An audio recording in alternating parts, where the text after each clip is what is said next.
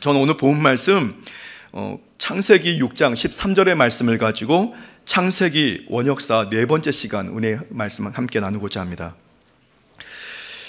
지난번에도 말씀드렸지만 이 창세기는 성경의 가장 앞부분에 있는 성경, 그리고 제일 앞부분에 있는 성경이지 않습니까? 성경의 5권의 성경을 이 오경, 모세 오경이라고 부르는데요. 그 성경 중에 가장 앞에 있는 두루마리 중에 가장 첫 번째 두루마리인 이 창세기. 창세기는 선명하게 두 단락으로 나눠져 있습니다. 1장부터 50장까지. 그런데 1장부터 11장까지를 원역사라고 해서 인류 역사, 인류의 창조 역사를 1장부터 11장까지 나누고 있습니다. 말씀하고 있습니다.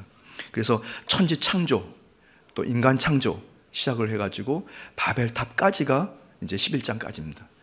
그리고 이제 12장부터 50장까지는 여러분 잘 아시는 아브람, 그리고 이삭, 또 야곱, 그리고 요셉까지, 그리고 요셉의 죽음까지의 이야기. 그래서 이 네 명이 이 족장이라고 불려지는데 이 네 명의 족장의 시대를 말씀하고 있어요.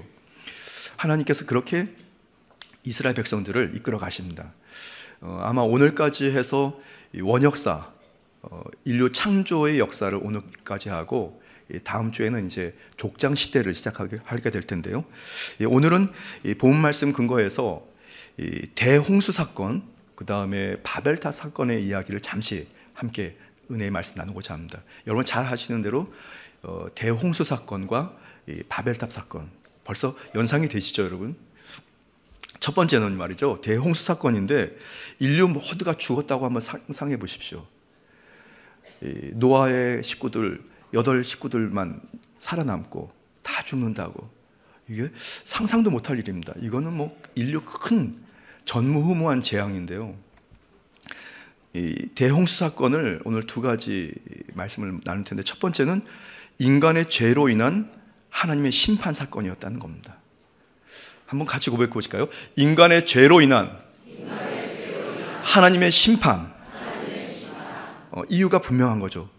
이 대홍수 사건의 이유는 인간의 죄악 때문에 일어난 사건입니다. 그런데 저는 조금 다른 관점에서 이 대홍수 사건이 인간의 죄 때문에 일어났는데 그 사건을 일으키신 하나님의 심정이 어땠을까? 하나님께서 사람을 만드시고 너무 행복하셔서 보기 좋았다고 하셨던 그 인류가 죄악을 저지르고 그 죄악의 고리를 계속 물어가면서 더 이상 어떻게 통제할 수 없는 그런 상황을 딱 보시고 다 죽게 하신 하나님의 그 심정이 어땠을까? 저는 오늘 말씀 중에 여러분들이 하나님의 심정을 한번 헤아려 보셨으면 좋겠습니다. 창세기 6장의 대홍수 사건은 단순한 어떤 자연재해라든가 그런 재앙, 그것이 아니라 인간의 죄 때문에 하나님의 심판을 이룬 사건입니다. 창세기에서 6장 13절 말씀인데요. 오늘 본 말씀 함께 한번 우리 합독하시겠습니다. 하나님이 노아에게 이르시되 모든 혈육이 있는 자의 포악함이 땅에 가득함으로 그 끝날이 내 앞에 이르렀으니 내가 그들을 땅과 함께 멸하리라. 분명하죠, 여러분.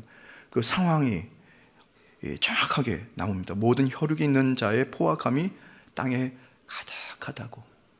그것은 뭐 윤리적인 것도 그럴 거고, 영적인 것도 그럴 거고, 사회적이고, 어떤 가정의 여러 가지 폐륜 등등 어떻게 상상도 할 수 없는 그런 인간의 이 포악함, 그리고 추악함들이 하나님 보실 때 이건 안 되겠구나 하셔서 주님께서 그들을 땅과 함께 멸하겠다고 주님께서 말씀을 하십니다. 하나님께서 대홍수로 세상을 심판하려고 결정하신 이유를 성경에서 몇 가지 찾아볼 수가 있는데요. 창세기 6장 5절 말씀입니다. 야훼께서 사람이 죄악이 세상에 가득함과 그의 마음으로 생각하는 모든 계획이 항상 악할 뿐임을 보시고. 그렇죠. 사람이 참 악해요. 그리고 남의 이야기가 아니고 저의 이야기입니다.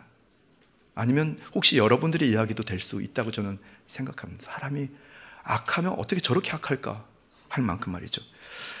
구약의 지혜자인 이 지혜자는 전도서에서 아담과 하와의 원죄 이후에 모든 인생에 대해서 인생에 대해서 다음과 같이 정의를 합니다. 전도서 9장 3절 말씀인데 한번 같이 읽어보겠습니다. 모든 사람의 결국은 일반이라. 이것은 해 아래에서 행해지는 모든 일 중에 악한 것이니 곧 인생의 마음에는 악이 가득하여 그들의 평생에 미친 마음을 품고 있다가 후에는 죽은 자들에게로 돌아가는 것이라. 다 똑같이 해 아래 악하다는 거죠. 선한 사람이 없는 겁니다. 착한 사람이 없는 겁니다. 착한 척 하는 거죠. 도덕적인 척 하는 겁니다. 다. 오스트리아 그라츠라고 하는 도시가 있는데요. 현지 시간 11일, 오늘이 11일이잖아요. 오스트리아 그라츠의 시간 11시, 현지 시간으로 10시, 그렇죠. 11시가 아니죠. 10시에 그라츠에 있는 어느 고등학교에서 총기 난사 사건이 있었습니다. 그러니까 몇 시간 전이었어요. 그래서 한 명의 용의자가 나타나서 그 사람도 그 자리에서 즉사했고, 학생들 교실에 들어가서 총기를 난사했습니다. 권총, 그다음에 산탄총, 총을 탕 쏘면 이 총알이 몇 개의 알로 터져가지고 사람들이 막 박혀서 죽게 하는 산탄총으로 그냥 난사를 해서 그 고등학생들이 그 학교에서 죽어 나갔어요. 지금 아마 중환자들이 너무 많아서 더 인원들이 더 많아진다고 합니다. 오스트리아 역사상 최악의 사건이었다고 합니다. 그러니까 이게 지금 시절이 지금 그런 시절을 살아가고 있습니다. 한두 명 죽는 것으로 우리가 끔찍도 안 합니다. 100명, 1000명, 10,000명씩 죽어가면 아 그렇구나 이렇게 되는 그런 시대를 지금 살아가고 있어요. 그런데 하나님께서 당시에 대홍수 사건을 일으키실 때 아마 그 추악한 인생에 대해서 하나님께서 한탄하시면서 대홍수 사건을 일으키신 겁니다. 근데 하나님께서 그 홍수를 일으키실 때 글쎄요, 뭔가 이렇게 좀 지켜보는 사람의 입장으로, 이렇게 방관자적인 입장으로 팔짱을 끼고 너희들이 악을 저질렀으니까 이제 한번 벌을 받아봐라, 그렇게 하셨을까요? 아니면 좀 무관심한 마음으로 그냥 어떻게 되겠지, 아니면 업무를 진행하는 것처럼 계산을 탁탁 해서 그렇게 심판하셨을까요? 저는 분명히 하나님께서 보기에 너무 아름답고 행복했다고 하셨던 그 인류를 말하실 때 하나님의 마음이 찢어졌다고 생각합니다. 하나님도 우리와 같은 그런 모습을 갖고 계신 분이기 때문에 아마 가슴이 너무 찢어지지 않았을까. 한 영혼을 구하는 것에 마음을 두신 하나님께서 그 인류가 죽어가는 것을 매우 슬퍼하셨고 괴로워하셨을 것이다, 그런 생각이 듭니다. 창세기 6장 6절에 그런 표현이 나옵니다. 함께 읽어보겠습니다. 땅 위에 사람 지으셨음을 한탄하사 마음에 근심하시고. 하나님의 심정이 그런 괴로운 심정으로 인류를 멸하셨습니다. 신명기 법전에 보면 모세의 두 번째 설교 내용이 나오게 되는데요, 하나님께서는 모세를 통해서 이스라엘에게 주시는 그분의 심정, 하나님의 심정, 하나님의 의도를 분명히 표현하고 계십니다. 우리 같이 읽겠습니다. 다만 그들이 항상 이 같은 마음을 품어 나를 경외하며 내 모든 명령을 지켜서 그들과 그 자손이 영원히 복받기를 원하노라. 신명기에 나와 있는 말씀입니다. 하나님께서 그렇게 우리가 복받기를 원하시는 하나님께서 그 인류를 죽도록 멸망으로 멸하시면 그 마음이 너무 괴롭지 않았을까. 뭔가 열심히 만들어 놓고 너무 보기 좋았고 행복하다 하셨는데 가만히 보니까 이 죄악에 거듭하니까 하나님께서 멸하십니다. 인간의 죄악상에 대한 당연한 심판이 되기도 했지만 하나님께서는 극심한 고통의 순간이었다고 생각합니다. 하나님의 심정, 그 의도를 여러분들이 한번 잘 살펴보십시오. 여러분들이 아니면 저가 불의하고 죄를 지을 때 하나님께서는 그것도 문제지만 그것 때문에 때로는 죄악 속에 살아가는 우리의 삶을 보시면서 매우 괴로워하신다는 생각도 한번 해보십시오.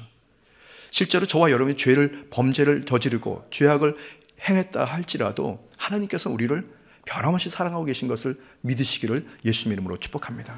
한탄하고 근심하시는 그 하나님, 그분은 사랑 그 자체인 것입니다.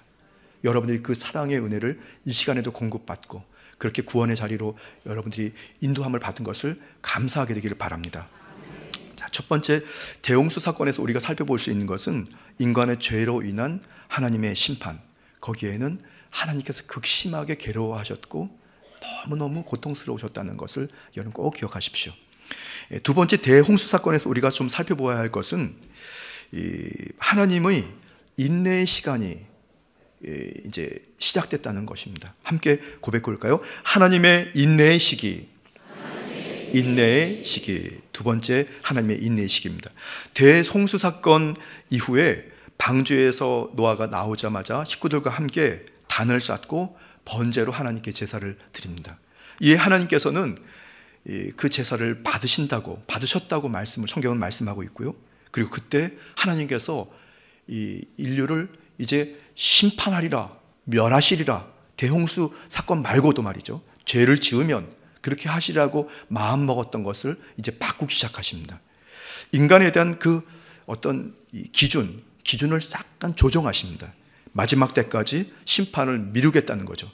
창세기 8장 21절 말씀, 21절 이하의 말씀은 홍수 이후의 말씀인데요. 우리 한번 읽어보겠습니다. 야훼께서 그 향기를 받으시고 그 중심에 이르시되 내가 다시는 사람으로 말미암아 땅을 저주하지 아니하리니 이는 사람의 마음이 계획하는 바가 어려서부터 악함이라.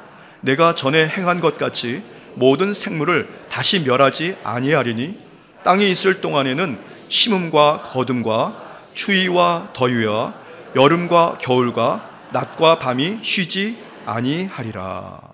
아멘.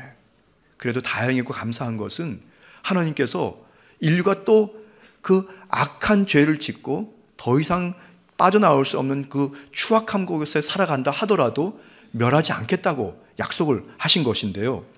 그런데 하나님께서 그 대홍수 이전에 노아의 당시에 적용했던 그 기준을 바꾸셔서 심판의 마지막 날까지, 언젠가 이제 종말의 때까지 하나님이 그 심판을 연기하겠다는 말씀인 것입니다. 대홍수 심판 전에 하나님께서 인류가 범죄를 하고 더 이상 헤어나올 수 없는 상황이 창세기 6장 5절에 나오잖아요. 그래서 그의 마음으로 생각하는 모든 게 계획이 항상 악하다고. 그러니까 하나님 보실 때는 선하게 인간을 창조했는데 악을 행하면 안 되는 것이 하나님의 기준이었습니다. 그래서 악을 행했기 때문에 하나님께서 대홍수를 통해서 이게 심판을 하셨거든요. 그런데 대홍수 사건을 통해서 인류를 멸하신 이후에 가만히 생각해 보시니까 이게 이래서는 안 되겠구나. 앞으로도 계속해서 범죄를 하고 악을 행할 테니까 그러면 이 심판을 다음으로 연기해야 되겠다. 그래서 이제 그 기준이 말씀이 8장 21절에 나와요. 그래서 보시면 사람의 마음이 계획한 바가 어려서부터 나오죠. 네. 어려서부터 악하다고. 그러니까 태어나면서부터 악하게 태어났다는 겁니다. 그러니까 하나님께서 이제 심판을 종말의 때까지 연기하겠다는 겁니다. 그 얘기는 뭐냐면 하나님께서 저와 여러분들이 아무리 범죄해도 참고 인내하고 기다리겠다는 겁니다. 여러분. 감사할 일이지만 한편으로는 두려운 말씀입니다. 왜냐하면 언젠가는 심판의 날이 오기 때문에. 그래서 우리는 항상 주님의 그 생각, 주님의 약속의 말씀에 이렇게 귀를 쫑긋 세우고 기울을 기울이면서 주님의 의도를 잘 따라야 할 줄 믿습니다. 그런 사람들이 바로 저와 여러분들입니다. 근데 우리 외에 다른 사람들, 주님을 경외하지 못하고 주님을 따르지 못하는 불신자들은 아직도 이게 죄인지 심판이 오는지 안 오는지도 생각 못하고 그냥 세상 속에 먹고 자고 하면서 그냥 살아가는 그런 삶을 살고 있습니다. 대홍수 사건이라는 심판의 집행, 그 근거가 홍수 이후부터 심판을 포기했다는 것이 아니라 연기했다는 것이거든요. 하나님의 공의가 세상을 향한 긍휼과 사랑에 의해서 종말 때까지 연기된, 그리고 획기적인 사건이 된 것입니다. 하나님께서 그 마음을 돌이키신 거죠. 엄청난 은혜를 우리가 입고 있는 겁니다. 더 감사한 것은 주님께서 우리를 구원하시려고 은혜 중에 최고의 은혜이신 예수 그리스도를 보내주셔서 그분이 저와 여러분의 인생의 중심이 되고 내용이 되고 목표가 되도록 인도하셨다는 사실입니다. 그래서 우리는 하나님의 그 인내하시는 시점, 하나님께서 참고 견디시는 그 시기에 예수 그리스도와 함께 주님을 닮아가면서 점진적으로 주님의 거룩한 성품과 인격으로 계속해서 변화되는 것을 믿으시기 바랍니다. 고린도후서 6장 2절 말씀인데요, 이르시되 내가 은혜 베풀 때에 너에게 듣고 구원의 날에 너를 도왔다 하셨으니 보라 지금은 은혜 받을 만한 때요 보라 지금은 구원의 날이로다. 바로 그때 저와 여러분들이 지명을 받고 선택을 받아서 구원받을 수 있는 기회를 포착한 것이 너무 감사한 것이고, 그것이 우리가 잘나서가 아니라, 우리가 선택한 것이 아니라 하나님께서 우리에게 주셨다는 것, 그것이 사실은 더 큰 감격이고 은혜인 것을 믿으시기를 예수님의 이름으로 축복합니다. 자, 대홍수 사건은 그렇게 한 두 가지 우리 내용으로 좀 살펴보았습니다. 마지막 세 번째 말씀인데요, 이제 바벨탑 사건입니다. 바벨탑 사건은 이제 제목을 제가 이렇게 붙여봤습니다. 두 가지 교만과 바벨탑, 이렇게 붙여봤습니다. 함께 고백할까요? 두 가지 교만과 바벨탑. 할렐루야. 웬 바벨탑에 두 가지 교만이 있나요? 인간이 쌓은 그 바벨탑 사건에서 인간의 교만에 대한 두 가지 그런 형태, 그런 모습을 찾아볼 수가 있습니다. 첫 번째 교만입니다. 그게 뭐냐면 우리 이름을 내고입니다. 우리 이름을 내고. 성경에 남아있는 말씀입니다. 창세기 11장 4절 말씀인데요, 함께 같이 읽어보겠습니다. 또 말하되 자 성읍과 탑을 건설하여 그 탑 꼭대기를 하늘에 닿게 하여 우리 이름을 내고 온 지면에 흩어짐을 면하자 하였더니. 여기서 이제 우리 이름을 내고, 그런데요, 여기서 이제 우리 이름, 사람은 그 이름이 매우 중요하지 않습니까? 제가 어느 설교 때 저 이름을 잠깐 소개한 적이 있습니다. 우리 순복음 강북교회에 제가 이곳에 와서 두 번째 설교 때 그런 말씀을 좀 전해드렸는데요, 여러분들의 이름은 무엇입니까? 그 이름에 담겨진 의미들이 다 있지 않습니까? 인간 사이에 서로 사람을 구별할 때 이름을 기록하기도 합니다. 그리고 그 이름에는 사실은 그 이름을 이렇게 정할 때 정한 분들, 부모님들의 마음의 소원도 아마 얘는 이렇게 잘 살았으면 좋겠다 하면서 이름에 그런 담겨 있죠. 근데 고대 군동 당시에는 그 이름을 지을 때 특별히 하나님께 도움을 받아서 그 이름을 짓기도 하고, 각종 하나님께서 정하신 지명이라든가 어떤 그 여러 가지 형식의 이름들을 따서 이름을 적기도 합니다. 그래서 이제 그런데 그 이름, 미래를 향한 기대, 그런 품고 있기도 하고, 또 하나님께 어떻게 보면 이 사람의 운명을 좀 정해 주십시오, 좋은 곳을 인도해 달라, 그런 소원들이 담겨져 있습니다. 창세기 17장 5절 말씀인데요, 우리 같이 보겠습니다. 이제 후로는 내 이름을 아브라함이라 하지 아니하고 아브라함이라 하리니 이는 내가 너를 여러 민족의 아버지가 되게 하려 함이라. 그렇게 이름이 정해지면서 하나님의 선한 뜻을 구하는 그런 이름이 굉장히 중요합니다. 그런데 바벨탑의 사람들은 그 이름을 하나님의 도움을 받거나 하나님을 의지해서 이름을 정하지 않고, 우리 이름을 낸다라고 하는 이 낸다는 뜻은 정하다, 그리고 부여하다, 지정하다, 이런 뜻이거든요. 그러니까 이제 본인들이 이름을 정하겠다는 겁니다. 하나님께 그 운명을 이렇게 도움받아서 이름을 짓겠다는 것이 아니고, 우리가 짓자. 이게 뭐냐면 인본주의죠. 그리고 자기 중심적인 생각으로, 그것이 바로 교만인 것입니다. 교만이 들어오니까 우리의 앞으로의 인생을 좌우할 수 있는 그 이름을 우리가 짓자로 한 거죠. 바벨탑을 높이 쌓을 수 있었던 당시의 바벨탑의 사람들, 그들은 그렇게 자신들이 어떤 그 바벨탑을 높이 쌓을 수 있는 그런 기술력이라든가 문명들, 이런 것을 가진 것을 생각해 보니까 이제는 뭐 하나님 의지하지 않아도 돼 생각하고 자기들이 결정한 겁니다. 교만이 깊숙이 들어가서 그때는 하나님을 잊어버리게 되는 것입니다. 그 교만이 매우 위험한 교만이고 두려운 교만입니다. 혹시 저와 여러분이 우리가 신앙생활을 하면서 내가 하는 경우들이 있으십니까? 여러분, 내가가 아닙니다. 오직 주 예수 그리스도, 주님이 우리의 인생의 중심이 되고 내용이 되고 목표가 되시기를 주님의 이름으로 축복합니다.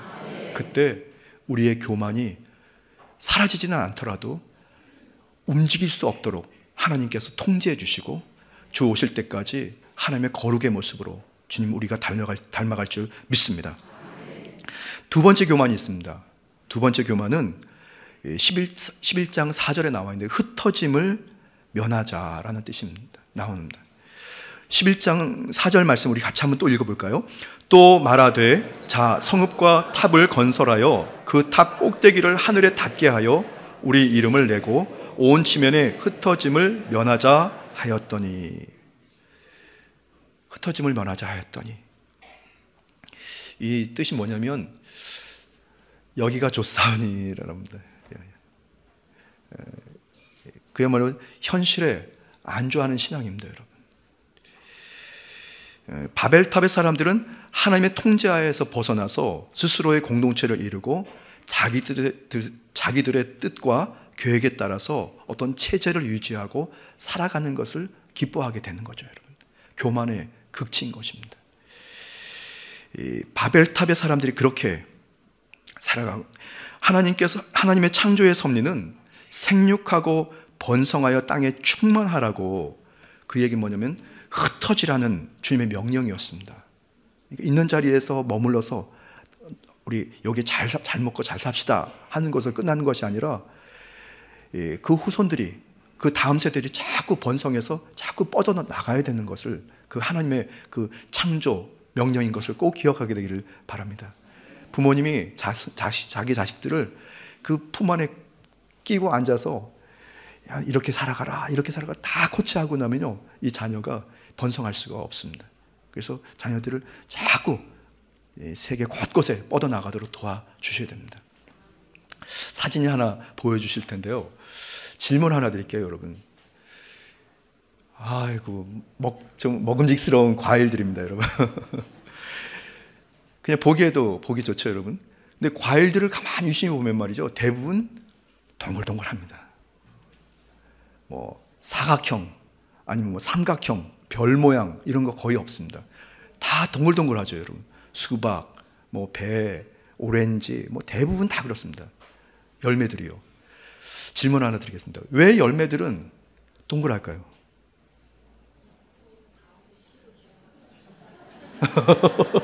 씨가 동글해서 그럴까요? 씨를 보호하려고요? 그것도 일리 있는 것 같습니다. 굉장히 일리 있는 것 같습니다. 이 질문 어디서 여쭤보니까 지구가 동그라니까 과일도 동그랗다고 그러더라고요. 단순한 이유입니다. 뭐냐면, 열매가 왜 동그라냐면, 부모님 나무에서 열매를 맺히잖아요. 그러면 이 열매가 땅에 떨어집니다. 떨어지면 동글동글해야 떼굴떼굴 굴러서 부모님 나무에서 멀리 갈 수 있어요. 단순하죠, 여러분?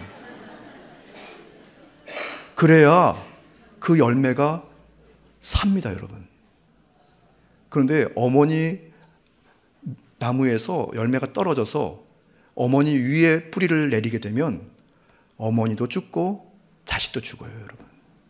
그러니까 가능하면 1cm라도 1m라도 떼굴떼굴 굴러가도록 동그랗게 만드신 거예요, 여러분. 이 얘기 뭐냐면 말씀에 그대로 나온 겁니다, 여러분. 하나님께서 우리를 흩어지도록 만든 겁니다. 부모님 품에서 흩어지도록. 안타깝죠? 옆에 가만히 두고 자라나는 걸 보고 싶고 또 서로 잘 교제하고 했으면 좋겠다 하는데 말이죠, 그러면 자손이 번성할 수가 없는 겁니다, 여러분.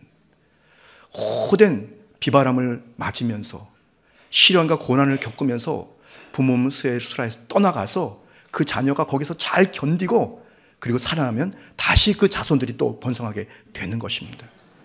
특별히 영적으로 본다면 조금 모질고 모가지고 때로는 흠이 있는 그런 열매라 할 때 하나님의 영이 우리를 도와주시면 그 모자란 부분을 채워주시고 각진 부분을 깎아주셔서 그렇게 동글동글해지는 우리의 이 성격, 성품, 인생이 대굴대굴 굴러갑니다. 어디론가 굴러갑니다, 여러분.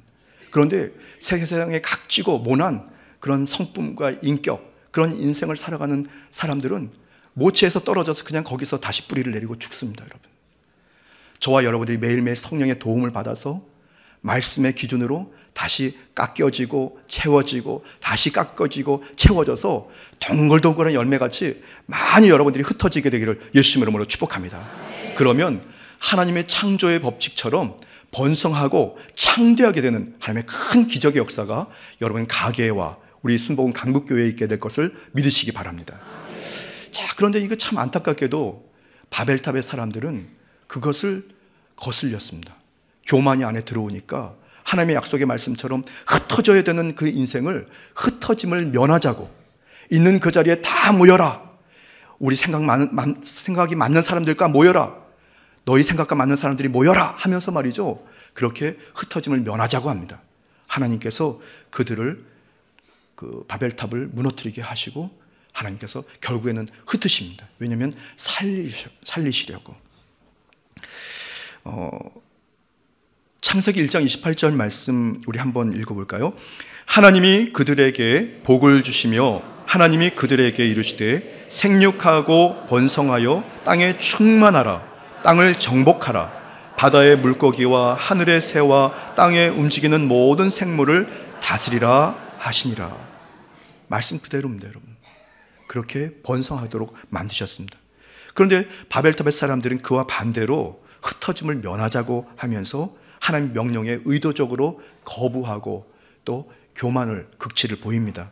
하나님께서 그 교만에 대해서 하나님께서 그들의 언어를 혼잡하게 하셨고 그리고 바벨탑의 건축이 중지되고 결국엔 하나님의 뜻대로 온 주변에 흩어버리긴 그런 은혜를 허락하셨습니다. 창세기 11장 9절 말씀인데요. 그러므로 그 이름을 바벨이라 하니 이는 야훼께서 거기서 온 땅의 언어를 혼잡하게 하셨음이니라. 야훼께서 거기서 그들을 온 지면에 흩으셨더라. 아멘. 그러니까 이 흩으셨다라는 말이 그냥 확 흩어서 그냥 막 죽이려는 말씀이 아니고 결국에는 살리시는 말씀이라는 것입니다. 여러분, 오늘 여러분 각자에게 주시는 주님의 분명한 음성이 있을 줄 믿습니다. 주님의 약속의 말씀을 여러분들이 삼가 듣고 중심에 새기고 그 말씀을 따라서 첫 발을 내딛으십시오. 그때 저와 여러분들이 하나님의 그 창조의 섭리에 따라 여러분들이 번성하고 창대하게 되는 은혜가 있을 줄 믿습니다. 마지막 이 말씀 드리고 마칠 텐데요. 우리가 살아가는 동안에 우리가 누리는 이 문명의 이기들, 발전된 이 문화 상황들, 그리고 각종 생활의 편리들 매우 중요하고 꼭 필요합니다. 그런데 그런 문명의 발전과 우리 생활의 편리들이 우리의 신앙을 더욱더 무뎌지게 하거나 우리가 세상에 그냥 젖어 들어가게 하는 경우들이 많습니다. 그래서 우리는 항상 영적으로 깨어서 혹시라도 내가 하나님의 그 의중을 살피지 못하고 그리고 이 편리에 따라서 현실에 안주하거나 교만의 극치로 살아가는 것은 아닌가를 항상 점검해야 될 줄 믿습니다. 편한 세월이 점점 더 오게 될 겁니다. 그 얘기는 우리가 예수님 믿기 더 어려워지고 신앙을 지키는 것이 더 어려워지는 시절이 온다는 것입니다. 믿는 자들이 더욱더 정말 힘든 시절을 살아가게 되는 거죠, 여러분. 믿음을 지키기가 어려운 거 말이죠. 이 자리에 앉아 계신 여러분이 꼭 기억할 것은 여러분들 당대뿐 아니라 우리 후대들에게 우리 신앙의 유산을 잘 전달해서 그들이 이 세상에 젖어가지 아니하고 약속의 말씀을 꼭 붙들고 끝까지 하나님이 쓰시는 하나님의 거룩한 성전으로 잘 지어지도록 여러분들이 우리 사랑하는 후손들 아니면 영적인 후손들을 여러분이 챙기시기를 예수님 이름으로 간절히 부탁드립니다. 기도드리겠습니다. 좋으신 주 야훼 하나님, 주께서 저희에게 은혜 주신 것 감사합니다. 영적으로 늘 끼어서 주님의 그 심정을 살피고 의도를 잘 살펴서 저희들이 혹시 생활에 안주하거나 때로는 나의 생각, 내 의지대로 살아가는 교만을 떨쳐버리고 성령에 이끌려 이 세상을 끝까지 승리하도록 인도하여 주옵소서. 감사드리며 예수님의 이름으로 축복하며 기도드렸습니다. 아멘.